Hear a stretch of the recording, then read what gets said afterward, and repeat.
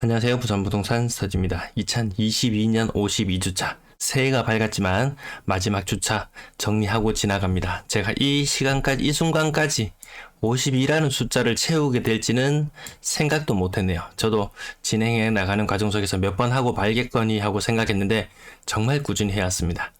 자, 마지막 주 하락률 순위는 똑같습니다. 울산과 광주가 조금 뒤쳐져 있는 느낌? 부산과 대전은 하락률이 비슷해졌어요. 그만큼 부산의 하락 속도가 조금 빨라진 느낌. 대구는 2위 자리를 고수해 나가고 있습니다. 1등으로 치고 나가는 인천이 너무 빠릅니다. 원희룡 장관이 실토했습니다. 집값은 국가가 어쩔 수 있는 부분이 아니라고.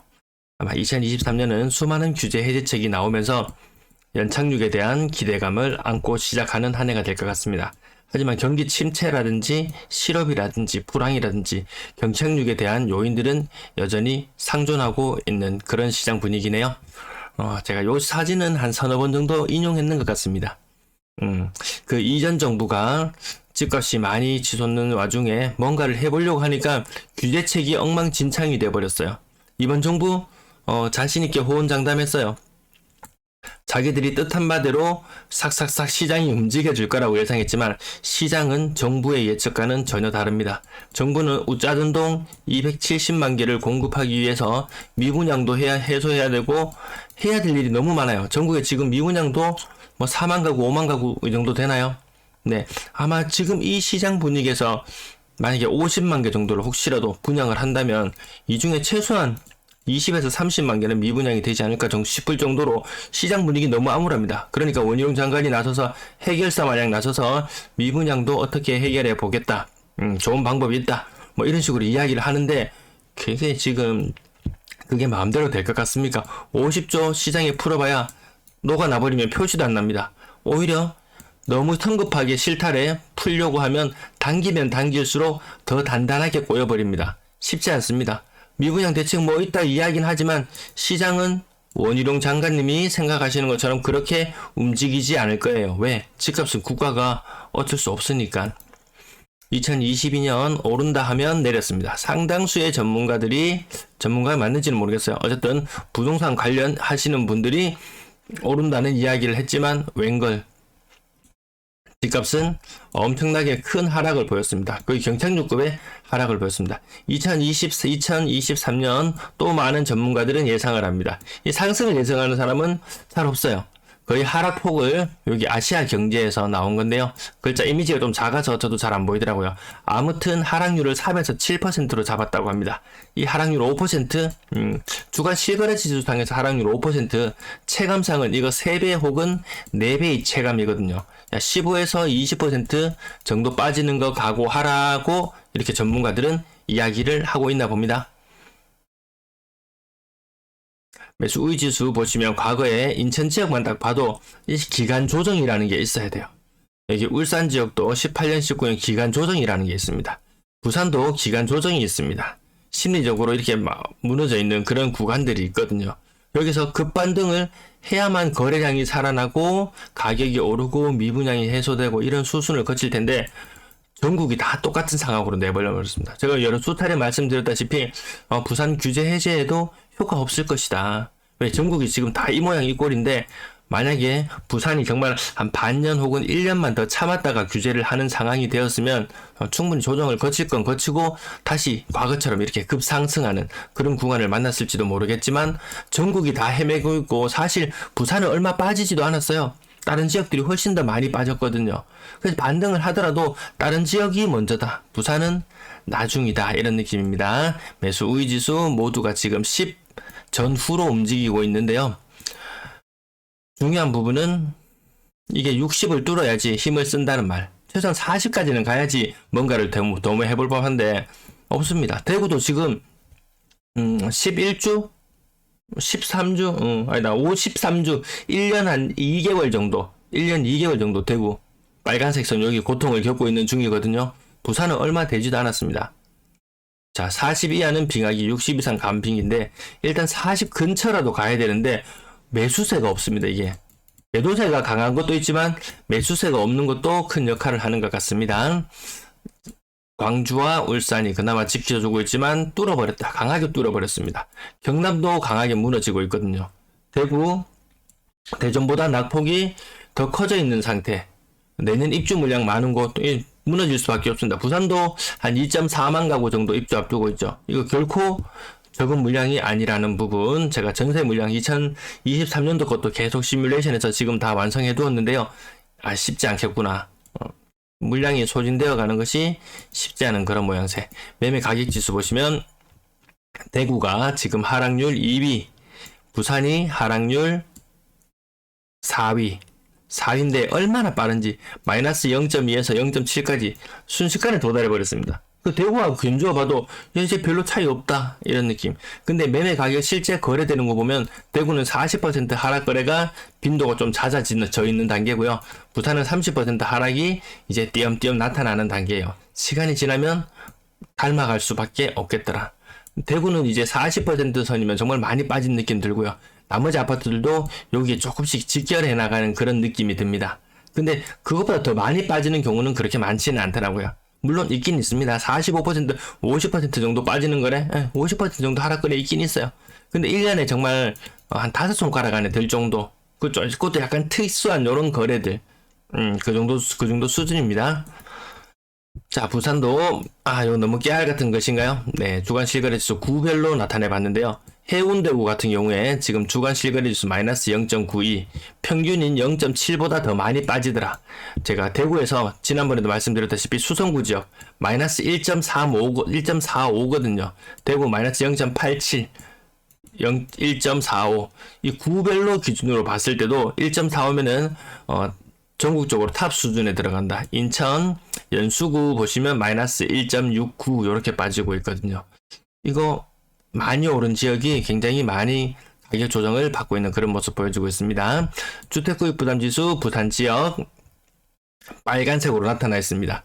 집값은 싸졌지만 점점 더 많은 비용을 지불해야 된다. 집을 사기가 더 힘들어진다. 주거비가 높아진다. 그러니까 어떤 분이 제가 요 표를 만들어 뒀었잖아요.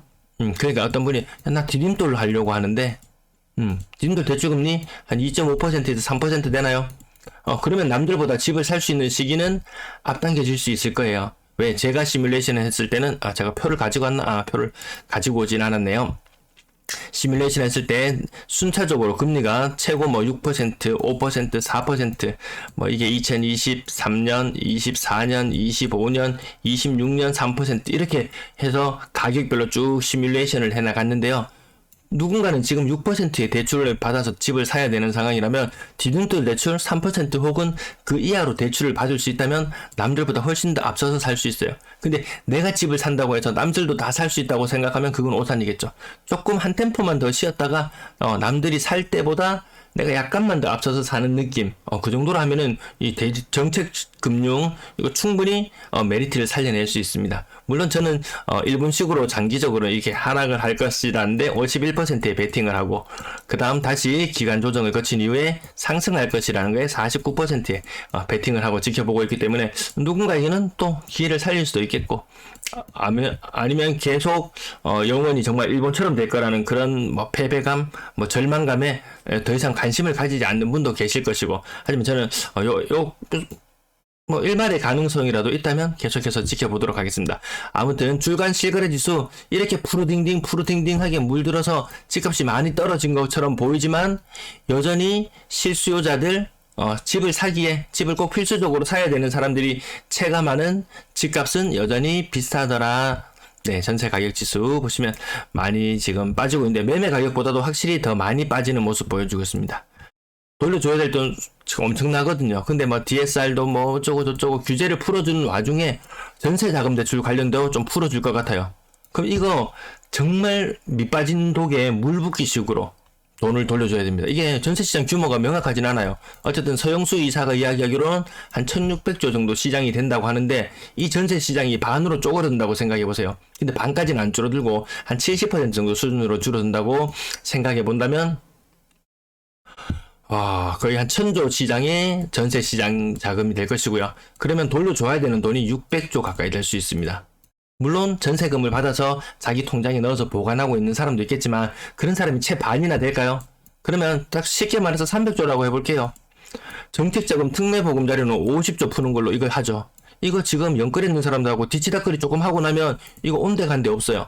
그러면 금융권에서 다시 가계대출을 300조 이상을 일으킬 수 있는 그런 여력이 되느냐 봤을 때, 야, 그거 쉽지 않겠다라는 거죠.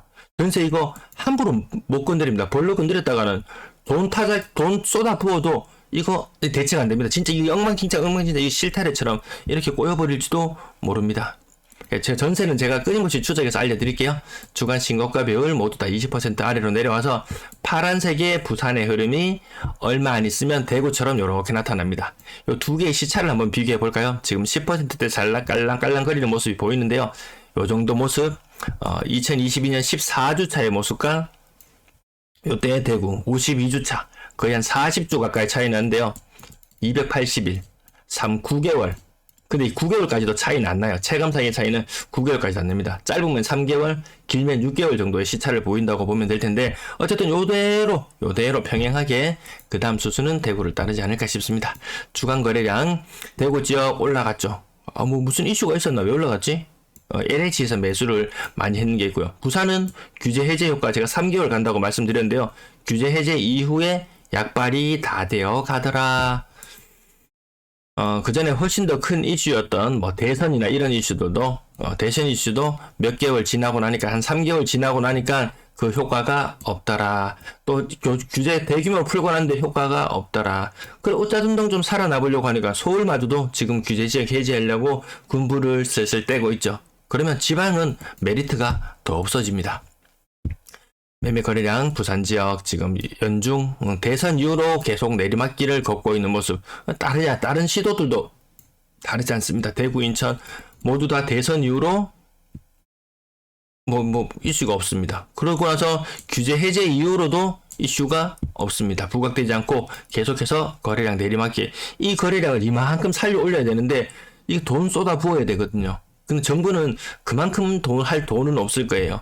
지금 1,000만 건 인구 기준으로 인구 1,000만으로 환산했을 때 이 거래량이 이 옆에 있는 파란 선을 뚫으려면은 3배는 돈을 더 쏟아 부어야 되는데 그러기에는 아직 집값이 비싸다는 인식들 있습니다. 아직 있습니다. 많이 떨어졌다고 느끼는 분도 계시겠지만 여전히 비싸다고 느끼는 분들 이만큼 뚫고 올라가기에는 힘이 좀 부족해 보인다. 부산 지금 빨간불 들어와 있어요. 부산도 빨간불 맞습니다. 매매시장 거래량이 점점 위축되고 있는 모습이고요. 전세 거래량 살펴보시면은 연초보다 계속 모든 지역들이 연초 대비 계속 떨어지는데 연말 되고 이 겨울의 느낌이 별로 나지 않는다. 물론 12월 달에 아직 집계는 다 되지 않았어요. 절반 아니 한 5분의 3 정도가 집계됐다고 보는 게 맞을 거예요. 근데 그런 겨울 느낌의 전세 거래량 학군을 앞두고 이주를 한다든지 그런 모습들이 많지 않더라는 거죠. 전세 거래량 살펴보시면 대구 빨간불, 울산 빨간불, 광주 빨간불. 근데 부산이 파란불이 들어왔어요. 초록색불. 빨간불이 들어오려고 하던 찰나에 초록색불로 바뀌었습니다. 이거 긍정적인 시그널일까요? 아니었어요. 제가 살펴보니까 임대아파트 거래량이 많아서 부산 전체 전세 시장의 거래량이 많이 부풀려진 것처럼 보이는데 실질적으로는 그 건수들을 빼고 나면 여전히 빨간불을 면하지 못할 수준인 것 같았습니다. 매물 전국이 다 줄어들고 있는데요. 요 실체를 조금 보셔야 되는데 제가 대구 부산 지역은 아직까지 살펴보지는 않았어요. 대구 지역에 동네별로 아파트 한 10개씩을 추려가지고 그 흐름들을 살펴봤어요. 그래서 이 점을 이렇게 찍어서 매물들이 사라지는 모습을 봤는데요. 잘 안 보이려나? 그래서 지켜보니까 가격 낮은 부분은 새로운 호가들이 계속 나타나고 있어요. 더 낮은 호가들이 나타나고 있어요. 이 중간에 있는 것들이 한두 개 빠지고 어이없이 높은 것들에 있는 그런 매물들이 빠져서 지금 줄어들었지, 팔아야 하는 사람들은 자꾸 더 급하게 호가를 낮춰서 매물을 내놓고 있는 그런 시장 분위기예요. 근데 뉴스에서 한번 떠든 적이 있어요. 야, 이거 갑자기 연말되고 내년에 대규모 규제 해제를 앞두고 금매들이 사라지는 분위기다라고 했는데 그거 개뻥이더라고요. 인구 1,000만으로 환산해 놓은 매물은 대구가 압도적인 1등, 그 다음 부산이 2등, 대전이 3등. 인천은 그래도 인구 대비로는 그래도 밑에 여기였죠. 광주, 울산 분위기 좋은 광주, 울산만큼 지금 매물이 있다는 말입니다. 근데 분양권 같은 거 매물 제가 거래도 많이 되고 있지만 조사해 보니까 인천 지역은 매물이 이제 홍수를 이룬다라는 표현을 쓰면 딱 맞을 것 같았습니다. 전세 매물 나올 때마다 제가 항상 부산을 이야기하는데요. 대구가 전세 매물 굉장히 많을 때가 있었어요. 인구 대비로 환산해 놓고 봤을 때